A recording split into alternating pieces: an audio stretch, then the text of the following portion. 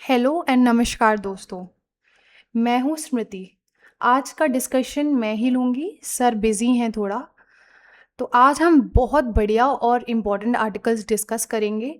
पहला आर्टिकल हम डिस्कस करेंगे about geopolitics of submarine cables. आपको लगता होगा कि जो हमारा डेटा है वो सैटेलाइट से आता है, लेकिन नहीं, सैटेलाइट से नहीं आता है। ये समुंदर में बिछी केबल्स के थ्रू आता है, तो उसी से रिलेटेड हमारा आर्टिकल है। दूसरा आर्टिकल हम डिस्कस करेंगे about terrorism, data retreat hides emerging global threat. मतलब अब जो टेररिज्म का जो डेटा आया है वो हमें लग तो रहा है कि बहुत अच्छा है, लेकिन एक्चुअली नहीं है, क्योंकि और भी ज़्यादा इमर्जिंग ग्लोबल थ्रेट्स आ रहे हैं। तीसरा है future of financial health for every Indian. कुछ सर्वे हुआ है और उस सर्वे के थ्रू जो भी पॉइंट्स निकल के आए हैं फाइनेंशियल इंक्लूजन के, वो आज हम डिस्कस करेंगे। तो बिना देरी करे हम हमारा पहला आर्टिकल स्टार्ट करते हैं। आज हमारा पहला इंपॉर्टेंट आर्टिकल है geopolitics of submarine cable ownership and repair. देखो, अभी तक आपने सुना होगा कि ऑयल की जियोपॉलिटिक्स होती थी, डेटा की जियोपॉलिटिक्स भी सुनी होगी, बट क्या आपने सबमरीन केबल की जियोपॉलिटिक्स के बारे में सुना है? कभी नहीं। तो आज हम इसमें ये ही समझेंगे। अच्छा, एक चीज बताओ, अगर आप फोन पर यूपीआई से पेमेंट कर रहे हो या फिर क्लाउड से अपनी यूपीएससी या किसी भी चीज की पीडीएफ डाउनलोड कर रहे हो, तो आपको क्या लगता है डेटा कहाँ से आता है? सैटेलाइट से? नहीं। जो 99% ऑफ ग्लोबल इंटरनेट ट्रैफिक है ना, ये सबमरीन केबल्स के थ्रू आता है। ये देखिए यहाँ पे, ये ग्लोबल इकोनॉमी का एक तरीके से नर्वस सिस्टम है, इतना गहरा बिछा हुआ है ये। ऐसे ही अगर इस नर्वस सिस्टम में कोई भी कट लग जाए तो क्या होगा? देश की बैंकिंग रुक जाएगी, क्लाउड सर्विस डाउन हो जाएगी, इकोनॉमी एक्चुअल में पैरालिसिस में चली जाएगी, है ना? तो अभी एक नई केबल बनी है, इसका नाम क्या है? Two Africa cable. देखिए, कुछ नाम्स बताऊंगी मैं आपको, उसको ध्यान रख लेना, क्योंकि कई बार यूपीएससी वन वर्ड क्वेश्चन पूछ लेता है, ये एक्चुअली में है क्या? तो आपको लगेगा कोई सैटेलाइट है या कुछ है, या फिर नया कोई मिशन है। ऐसा कुछ भी नहीं है। तो ये केबल्स के नाम है, ठीक है? तो ये कोई छोटी मोटी वायर नहीं होती है जो केबल्स होती है, इसकी लेंथ करीब 45,000 किलोमीटर की होती है। इसकी कैपेसिटी 180 टेराबाइट पर सेकेंड होती है। Just imagine the share volume of data, कितना ज्यादा वॉल्यूम ऑफ डेटा जाता होगा। और भी मेजर केबल्स हैं जो कि स्ट्रेट ऑफ हॉर्मूज से गुजरती है, उनके नाम है, इधर पे देख लेना, अच्छे से समझ लेना। AAE1 falcon, GB1, GBI Tata, TGN gulf. ठीक है, ये नाम इसलिए बोल रही हूँ क्योंकि आप कंफ्यूज ना हो जाओ कि सैटेलाइट्स नहीं है, ठीक है? लेकिन एक प्रॉब्लम है, इन केबल्स को कुछ नैरो वाटर बॉडी से गुजरना पड़ता है। इनको हम क्या कहते हैं? Choke points. यहाँ देखो, ये हैं आपके चोक पॉइंट्स। तो अभी रिसेंटली जो मिडिल ईस्ट क्राइसिस चल रहा है और रेड सी में जो वल्नरेबिलिटी है, उसमें इसका क्या लेना देना है? देखो, जैसा कि आप सब जानते हो कि रेड सी और स्ट्रेट ऑफ हॉर्मुज जो है वो बहुत ही ज्यादा खतरनाक चोक पॉइंट्स हैं। रेड सी से अकेले ही लगभग 10 मेजर केबल्स क्रॉस करती हैं। ये केबल साउथ ईस्ट एशिया और मिडिल ईस्ट को यूरोप से जोड़ती हैं। यहाँ एक ब्लास्ट या एक शिप का एंकर इन केबल्स को तोड़ सकता है, और रिजल्ट क्या होगा? इंडिया, सिंगापुर या फिर यूएई का इंटरनेट ब्लॉकआउट हो जाएगा। तो अब यहाँ पे सवाल उठता है कि भाई, ये जो इंटरनेट है उसको ओन कौन करता है? कौन है भाई इसका मालिक? यहां देखो, हु ओन्स द इंटरनेट? दुनिया में करीब 470 डिस्टिंक्ट एंटिटीज हैं, इन केबल्स को ओन करती है। मतलब सिंगल एंटिटी कोई भी ओन नहीं करती है, 470 डिस्टिंक्ट एंटिटीज को ओन करती हैं। पहले क्या होता था, सिर्फ बड़ी टेलीकॉम कंपनीज इनमें इन्वेस्ट करती थी, जैसे ग्लोबल टेलीकॉम, जैसे orange, British telecom, Vodafone, Telstra, ठीक है? इनका 15 से 20 केबल सिस्टम्स में को ओनरशिप है। इंडिया स्प्राइट मतलब टाटा कम्युनिकेशन का 18 केबल सिस्टम में स्टेक है। चाइना का क्या है, चाइना टेलीकॉम, चाइना मोबाइल और चाइना यूनिकॉम, इनकी भी क्या होती थी, को ओनरशिप, यानी कि स्टेक्स होते थे। कोई भी पर्टिकुलर एंटिटी जो है वो अकेले ओन नहीं करती थी। तो अब क्या हुआ है, हाइपर स्केलर का सिस्टम आ गया है। हाइपर स्केलर क्या है, ये वो मैसिव टेक जायंट्स हैं जैसे कि गूगल, amazon और मेटा, जो क्लाउड और इंटरनेट सर्विस की दुनिया को डोमिनेट करते हैं। आजकल ये जो हाइपर स्केलर्स है ना, ये डायरेक्ट सबसी केबल्स बिछा रहे हैं। गूगल के पास करीब 34 केबल सिस्टम्स में को ओनरशिप है और मेटा के पास 19 में। क्यों? क्योंकि इनको दूसरों पे डिपेंड नहीं रहना है।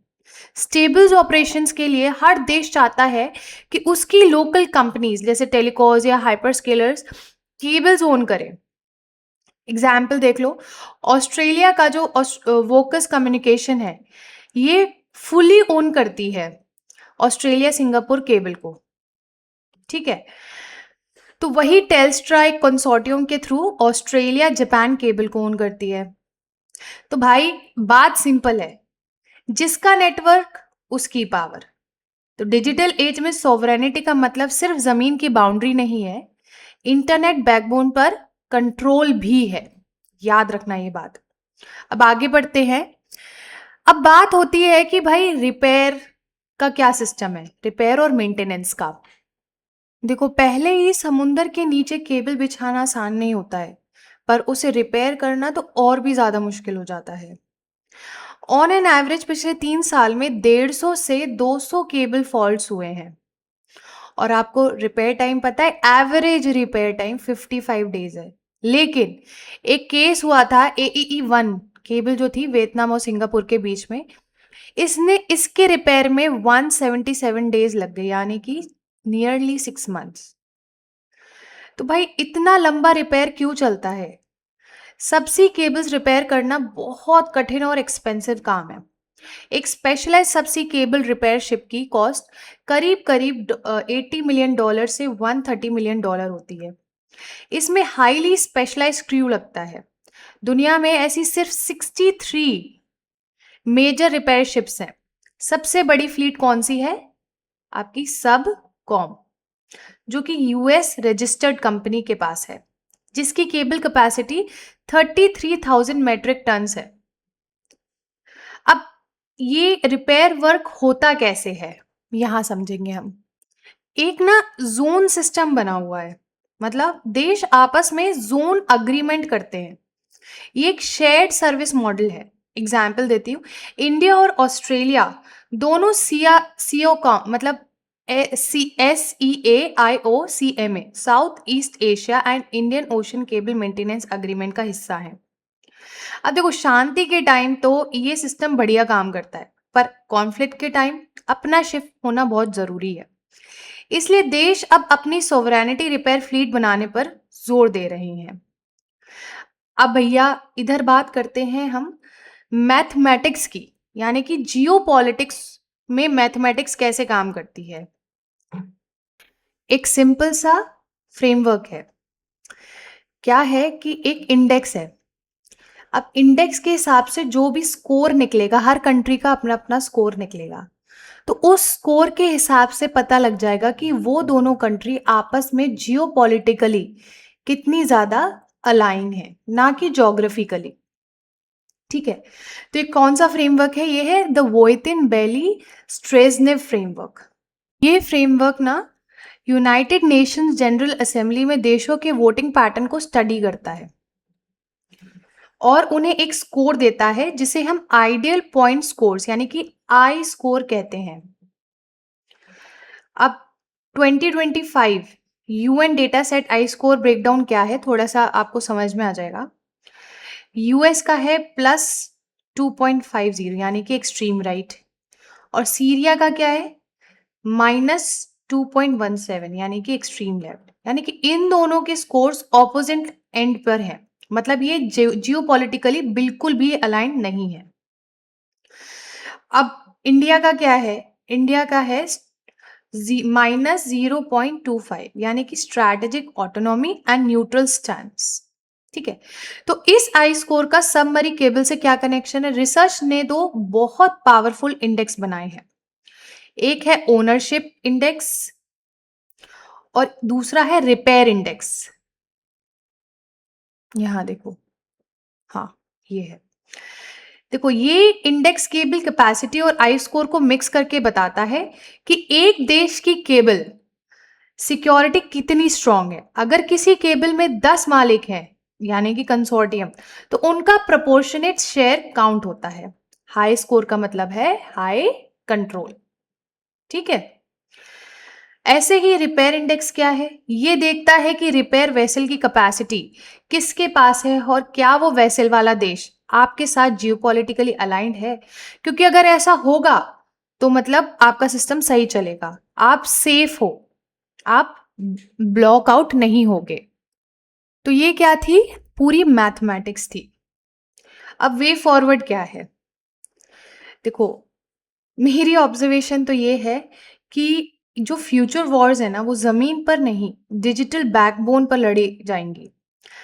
एल्फ्रेड थेयर ने कहा है, who ever rules the waves rules the world.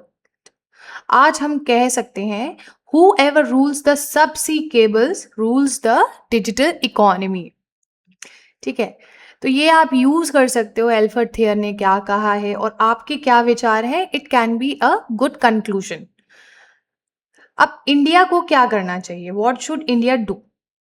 India को अपनी लोकल ओनरशिप को प्रमोट करना चाहिए, यानी कि इंडियन कैरियर्स टाटा, जियो, एयरटेल को ग्लोबली कंसोर्टियम्स में ओनरशिप बढ़ानी चाहिए।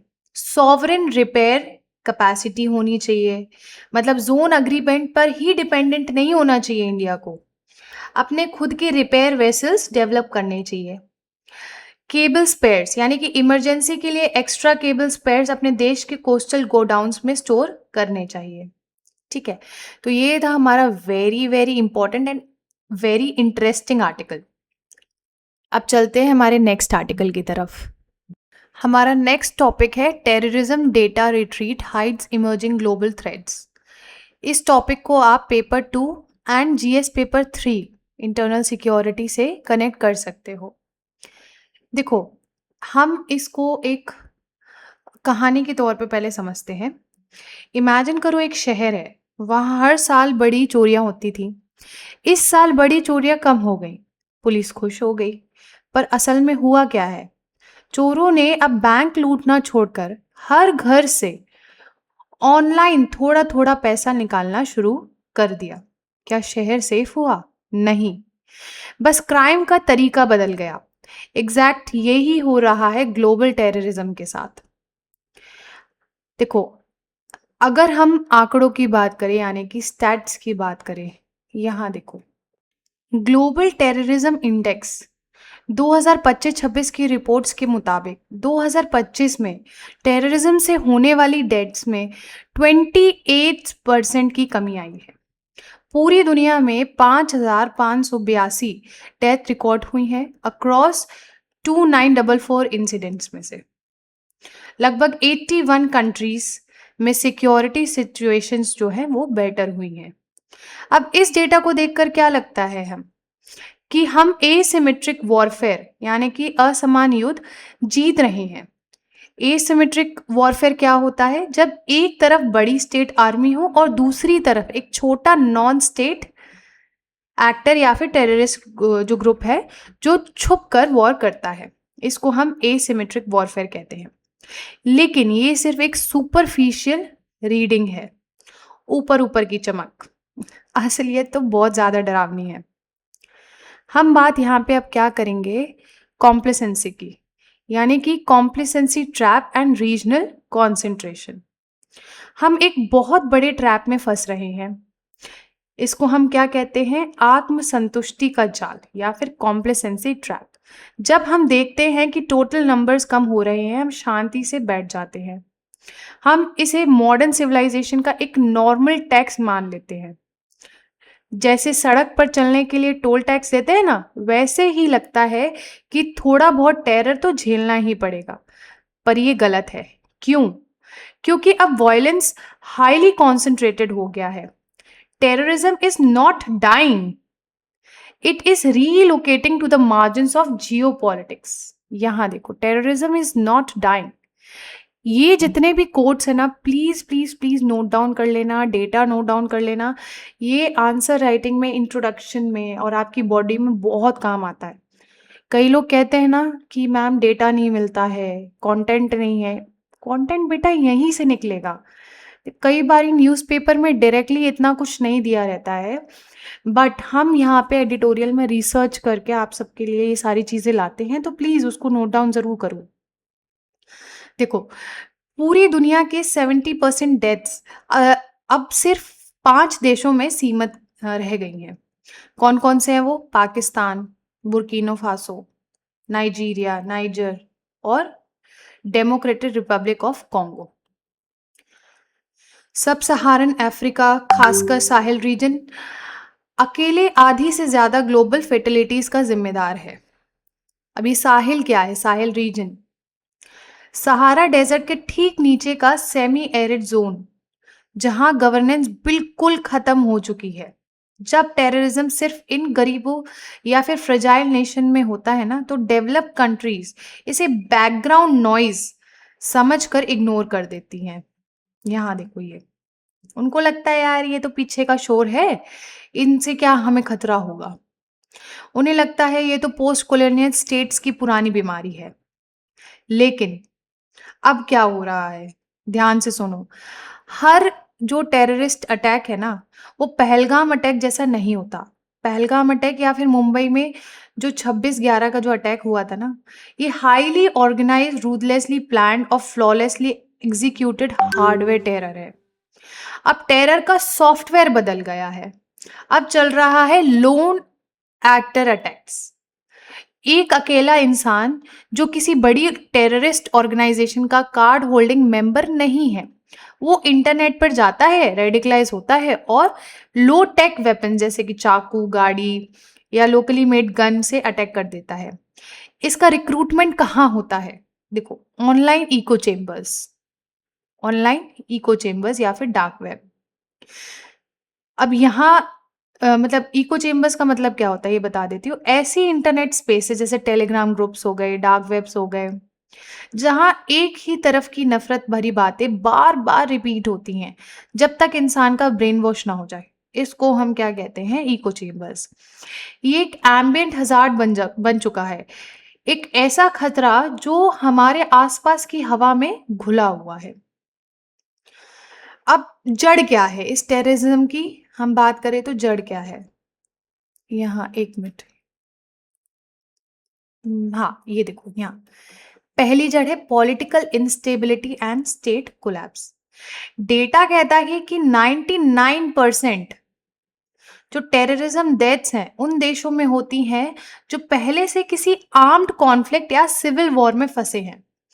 टेररिज्म वैक्यूम, खालीपन में पैदा होता है जब किसी देश की सरकार, स्टेट कैपेसिटी अगर हॉलो हो जाती है तो लोग डेस्परेट हो जाते हैं। तब इस्लामिक स्टेट या फिर JNIM जो है आपका, जैसे ग्रुप्स हैं, वो आते हैं और लोगों को प्रिमिटिव सिक्योरिटी और आइडियोलॉजिकल सर्टेनिटी ऑफर करते हैं। ठीक है, अब दूसरा पिलर क्या है? दूसरा पार्ट क्या है इसका? पोरस फ्रंटियर्स, यानी कि कमजोर सीमाएं। टेररिज्म अब बहुत ग्रैनुलर और बॉर्डर सेंट्रिक हो गया है। इसका मतलब क्या है? देखो, 60% जो अटैक्स हैं इंटरनेशनल बॉर्डर के 100 किलोमीटर के अंदर होते हैं। ये बॉर्डर लैंड्स जो हैं आपके फ्रंटियर जोन्स होते हैं, जहां सेंट्रल गवर्नमेंट की पकड़ कमजोर होती है। टेररिस्ट इन पोरस मार्जिन का फायदा उठाते हैं, इधर अटैक किया और बॉर्डर पार भाग गए। तो इसी को क्या कहते हैं हम? ग्रैनुलर और बॉर्डर सेंट्रिक टेररिज्म। ठीक है, और यहाँ पे क्या करते हैं वो? इनलिसिटेड जो सप्लाईज होते हैं, ड्रग्स होते हैं, आर्म्स होते हैं, यहाँ पे चलाते हैं। अब भाई, ये तो हमने प्रॉब्लम डिस्कस कर ली। इन सब का सोल्यूशन क्या है? इन सब का सोल्यूशन है, एक मिनट में आपके लिए स्लाइड खोल देती हूँ। हाँ, ये रही सोल्यूशन। हम बॉर्डरलैंड्स को सेकेंडरी प्रायोरिटी नहीं मान सकते। बॉर्डर सॉवरेनिटी को मजबूत करना होगा, डेवलपमेंट असिस्टेंस को सिक्योरिटी से जोड़ना होगा, वहाँ कोर्ट बनानी होगी, लोकल पुलिसिंग ठीक करनी होगी और बेसिक एडमिन सर्विसेज देनी होगी। तभी आप इसको मतलब एडमिनिस्टर कर पाओगे। जो ये 100 किलोमीटर के डिस्टेंस पे जो टेररिज्म हो रहा है और ये भाग के आ जाते हैं, समझ गए? अब हम बात करते हैं कि आज की डेट में टेरर इन 5 डोमिनेंट नेटवर्क तक कॉन्सेंट्रेटेड है। क्या है वो? Islamic state, JNIM, TTP, Lashkar A Taiba and अल शबाब। देखो, अब ये जो डोमिनेंट नेटवर्क्स हैं ये लिमिटेड हैं, तो हमारी इंटेलिजेंस जो एजेंसीज हैं उनको बहुत फुर्ती होनी चाहिए उनमें, क्योंकि टेक प्लेटफॉर्म्स को डिजिटल रेडिकलाइजेशन पाइपलाइंस को पहले ही ब्लॉक कर देना चाहिए। लेकिन 2026 कुछ बड़े हेडविंड्स यानी कि नुकसान पहुंचाने वाली हवाएं हैं। वेस्ट एशिया मिडिल ईस्ट के कॉन्फ्लिक्ट्स, मास डिस्प्लेसमेंट और इंडिया पाकिस्तान के बीच के जियोपॉलिटिकल टेंशंस नए फ्रेगमेंटेड एक्टर्स को जन्म दे रहा है। अब आप पूछोगे कैसे? एक केस स्टडी है, बताती हूँ। एक मिनट में स्लाइड खोल देती हूँ। यहाँ देखो, ये जब पूरी दुनिया में टेरर कम हो रहा था तब TTP ने पाकिस्तान में अपने अटैक्स बढ़ा दिए। क्यों? क्योंकि ये ग्रुप्स हाईली अडेप्टिव होते हैं। जब ग्लोबल प्रेशर बढ़ता है ना, ये लोकल एथनिक या पॉलिटिकल ग्रीवेंसेस के अंदर छुप जाते हैं। देखो, इंडिया एक ऐसा नेबरहुड में है जो हाईली वॉलेटाइल है। हमारे दोनों तरफ चैलेंजेस हैं। यहाँ पाकिस्तान देख लो, आप यहाँ बांग्लादेश देख लो, म्यांमार देख लो, श्रीलंका देख लो, तो काफ़ी वॉलेटाइल है। हमारे दोनों तरफ चैलेंजेस हैं। इसलिए इंडिया को अपने डोमेस्टिक और रीजनल काउंटर टेररिज्म डॉक्ट्रिन्स को कंटिन्यूअसली रिकैलिब्रेट यानी कि दोबारा फिट करना होगा। हम स्टैटिस्टिकल अनदेखों की शांति को देखकर सो नहीं सकते। हमें मॉरल और स्ट्रैटेजिकल क्लैरिटी रखनी होगी, क्योंकि भाई हम बहुत ज़्यादा घिरे हुए हैं वॉलेटिलिटी से। तो ये था हमारा टेररिज्म के ऊपर एक बहुत ही इंटरेस्टिंग सा आर्टिकल। आई होप आपको इसमें कुछ समझ में आया होगा एंड काफ़ी केस स्टडीज़ मिली होंगी, जैसे यही वाली है हमारी इंडिया के नेबरहुड पे, और जो भी डेटा है वो मिला होगा, तो इसको आप यूज़ करिएगा। अब हम चलते हैं हमारे नेक्स्ट आर्टिकल की तरफ। हमारा नेक्स्ट इम्पॉर्टेंट आर्टिकल है a future of financial health for every Indian. आप GS पेपर 3 के टॉपिक से इस टॉपिक को रिलेट कर सकते हो। देखो, जून 2026 में ना, एक मिनट में स्लाइड खोल लेती हूँ। जून 2026 में UN सेक्रेटरी जनरल की special advocate for financial health ने इंडिया विजिट किया। उन्होंने भारत के ट्रांसफॉर्मेशनल जर्नी पर एक डीप एनालिसिस लिखा है, जिसको हम यहाँ पे डिस्कस करने वाले हैं। देखो, इमेजिन कीजिए एक गोल्फ कोर्स, वहाँ नार नाम का एक कैडी रहे। कैडी कौन होता है? जैसे जो गोल्फ कोर्स में आपका बैग वैग पकड़ता है ना, जो असिस्टेंस करता है, उसको कैडी कहते हैं। वो पिछले 45 साल से काम कर रहा है, दिन रात मेहनत करता है। उसके पास बैंक अकाउंट भी था, पर पैसे बचत नहीं हो पाते थे। कल की कोई सिक्योरिटी नहीं थी। लेकिन 3 साल पहले सब बदल गया। उसे नेशनल पेंशन सिस्टम NPS के बारे में पता चला और उसने छोटी छोटी बचत जो है शुरू कर दी। अब उसका जो रिटायरमेंट है वो सिक्योर हो गया है और वो आत्मसम्मान से जी सकता है। अब देखो, बेसिक समझते हैं इस पीछे इस कहानी का मतलब क्या है। इनफॉर्मल सेक्टर क्या है? इंडिया के लगभग 90% जो वर्कफोर्स है वो इनफॉर्मल सेक्टर में है। इसका मतलब है कोई फिक्स सैलरी नहीं है, कोई सोशल सिक्योरिटी नहीं है, यानी कि पेंशन, इंश्योरेंस, ये सब नहीं मिलती। रोज़ कमाओ रोज़ खाओ वाली ज़िंदगी होती है। तो गवर्नमेंट ने उनके लिए यूनिवर्सल पेंशन्स और अटल पेंशन योजना बनाई है, ताकि बुढ़ापा किसी पर बोझ ना बने। अब फाइनेंशियल हेल्थ क्या है? देखो, 2 कोर कॉन्सेप्ट है आपके, एक तो फाइनेंशियल इंक्लूजन और एक है फाइनेंशियल हेल्थ। इन दोनों में मैं डिफरेंस बताऊंगी आपको। अब देखो, आप क्या सोच रहे होगे कि बैंक अकाउंट होना ही काफ़ी है? नहीं, यही सबसे बड़ा कॉन्सेप्ट है। यहाँ देखो, अमर्त्य सेन की कैपेबिलिटी अप्रोच याद कीजिए। सिर्फ रिसोर्सेज यानी कि बैंक अकाउंट होना काफ़ी नहीं है, उन रिसोर्सेज को यूज़ करने की कैपेबिलिटी यानी कि फाइनेंशियल हेल्थ होनी चाहिए। अब इन दोनों में डिफरेंस क्या है? Financial inclusion and financial health. यहाँ देखो, अगर हम इसकी डेफिनेशन या फिर मीनिंग की बात करें तो इंक्लूजन में क्या आता है? सिर्फ बैंक अकाउंट खुल जाना। और हेल्थ में क्या होता है? अकाउंट का सही और एक्टिव यूज करना। फोकस क्या है? यहाँ पे एक्सेस टू फाइनेंशियल सर्विसेज है और यहाँ पे रेजिलियंस, लॉन्ग टर्म गोल्स और कॉन्फिडेंस है, जैसे कि अभी हमने ऊपर कहानी में समझा। एग्जाम्पल क्या है इसका? जनधन अकाउंट खुल गया, अब इधर पे आप उस अकाउंट से इंश्योरेंस और पेंशन ले रहे हो। समझ में आया? तो इन दोनों में डिफरेंस क्या हुआ? अब जो फाइनेंशियल हेल्थ है, ये वाली, जो आपका एक तरीके से क्वालिटेटिव मेजर है, इसका 4 पिलर होते हैं। पहला है डे टू डे एक्सपेंसेस, रोजमर्रे के खर्चे स्मूथली चलने चाहिए। दूसरा है रेजिलियंस अगेंस्ट शॉक्स, अचानक फ्लड आ गया या फिर बीमारी आ गई तो बैंक बैलेंस या इंश्योरेंस आपको बचा ले। तीसरा है लॉन्ग या शॉर्ट टर्म गोल्स, बच्चों की पढ़ाई हो गई या फिर रिटायरमेंट्स के लिए सेविंग्स। चौथा है फाइनेंशियल कॉन्फिडेंस, भविष्य को लेकर डर ना होना यानी कि पेंशन्स।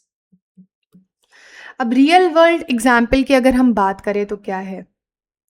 अगर किसी के घर में फ्लड आ जाए, अगर इंश्योरेंस नहीं हो तो वो वापस गरीबी के दलदल में फंस जाएगा।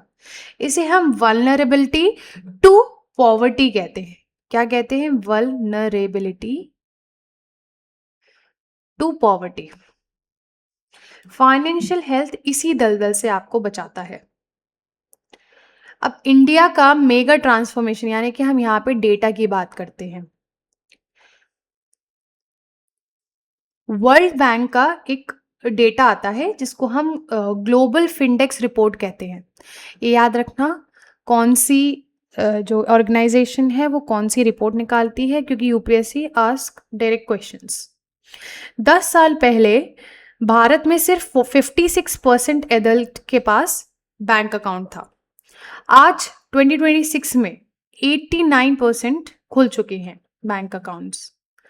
ये एक कैशलेस और इंक्लूसिव रेवोल्यूशन है। इसका पूरा श्रेय जाता है हमारे जैम यानी कि जनधन, आधार, मोबाइल, ट्रिनिटी के पास। अब हम कनेक्ट करते हैं इसको किससे? विकसित भारत से। प्राइम मिनिस्टर नरेंद्र मोदी का क्या विजन था? विकसित भारत 2047। इसका कोर मंत्र है वेलफेयर टू वेल्थ क्रिएशन। याद रखिएगा, प्लीज याद रखिएगा। इसका मकसद क्या है? देखो, कल्याण से संपत्ति सृजन। सरकार का मकसद है सिर्फ सब्सिडी देना नहीं है, मतलब मकसद है कि हर गरीब खुद इतना साक्षर हो कि वो अपनी वेल्थ क्रिएट कर सके खुद से। इतना मतलब उसके अंदर कुव्वत होनी चाहिए। तो ग्राउंड रियलिटी और केस स्टडी, इन दोनों में डिफरेंस हम देख लेते हैं। यूएन स्पेशल एडवोकेट ने भारत में 2 बड़े सिटीज का दौरा किया। वहां उन्होंने रियल वर्ल्ड सॉल्यूशंस देखे। पहला है new Delhi case study. Delhi में इनफॉर्मल वर्कर से बात हुई तो वो अब यूनिवर्सल पेंशन के थ्रू अकाउंट खोल रहे हैं। अब उन्हें बुढ़ापे में अपने बच्चों पर निर्भर रहने की ज़रूरत नहीं पड़ेगी। ये उन्हें डिग्निटी ऑफ लाइफ यानी कि आर्टिकल 21 देता है। अब दूसरी है मुंबई केस स्टडी। मुंबई के एक हॉस्पिटल में नर्सेस से मुलाकात हुई। वहाँ एक फिनटेक स्टार्टअप यानी कि सैलरी से, ये स्टार्टअप का नाम है, काम कर रहा था। तो ये कंपनी नर्सेस को वर्क प्लेस पर ही फाइनेंशियल प्रोडक्ट्स देती है, जैसे कि रिस्पॉन्सिबल क्रेडिट, सस्ता लोन हो गया बिना हाई इंटरेस्ट के। तो इंडिविजुअलाइज फाइनेंशियल हेल्थ स्कोर, जैसे आपका सिबिल स्कोर होता है ना, जो बताता है आप फाइनेंशियल मैनेजमेंट में कितने अच्छे हैं। तो इससे क्या हुआ ना, नर्सेस का जो मेंटल स्ट्रेस है वो क्या हो गया? कम हुआ है और स्टेबिलिटी आई है। तो ये दोनों इन्होंने केस स्टडी की थी और इससे इनको पता लगाया कि हाँ चलो भाई, इंडिया का जो सिस्टम है, फाइनेंशियल सिस्टम, वो ठीक काम कर रहा है। अब लेकिन वे फॉरवर्ड क्या है, इंडिया को और क्या करना चाहिए इसको स्ट्रॉन्ग बनाने के लिए? तो 4 पिलर्स की बात करी गई है। पहला है जनधन 2.0 रेजिलियंस प्लेटफॉर्म। मतलब प्रधानमंत्री जनधन योजना है ना, उसको शुरू हुए 1 दशक हो गया है, काफ़ी टाइम हो गया है। तो अब इसको अपग्रेड करो। जनधन को सिर्फ कैश निकालने के ज़रिए मत बनाओ, इसे हाउसहोल्ड फाइनेंशियल रेसिलियंस प्लेटफॉर्म बनाओ, ठीक है? इससे बेनिफिट क्या होगा? इससे सबसे ज़्यादा फ़ायदा विमेन को होगा, गिग वर्कर्स को होगा और माइग्रेंट्स को होगा। दूसरा पिलर क्या है? Digital public infrastructure. इसका सही उपयोग करो। भारत का डीपीआई पूरी दुनिया में बेस्ट है। हमें इन इनोवेशंस को स्केल अप करना चाहिए। अब तीसरा क्या है? यहाँ देखो, ये डेटा ड्रिवन पॉलिसी मेकिंग, यानी कि हमें हाउस होल्ड सर्वेज और एडमिनिस्ट्रेटिव डेटा सेट्स का यूज़ उसके फाइनेंशियल हेल्थ डेटा कलेक्ट करना चाहिए। जब एक्यूरेट डेटा होगा तो पॉलिसी बेहतर बनेगी और कंज्यूमर्स का प्रोटेक्शन होगा। चौथा पिलर है पब्लिक प्राइवेट कोलैबोरेशन। सरकार अकेले सब कुछ नहीं कर सकती। प्राइवेट सेक्टर, फिनटेक्स और एम्प्लॉयर्स को साथ आना होगा। जैसे नीदरलैंड्स और इंडोनेशिया में पब्लिक प्राइवेट पार्टनरशिप से फाइनेंशियल हेल्थ सुधरी जा रही है, वही मॉडल भारत में भी होना चाहिए। तो ये काफ़ी इम्पोर्टेंट आर्टिकल्स थे तीनों आज। आई होप आपको समझ में आया होगा एंड आपने कुछ ना कुछ नोट डाउन किया होगा। So thank you very much for the discussion.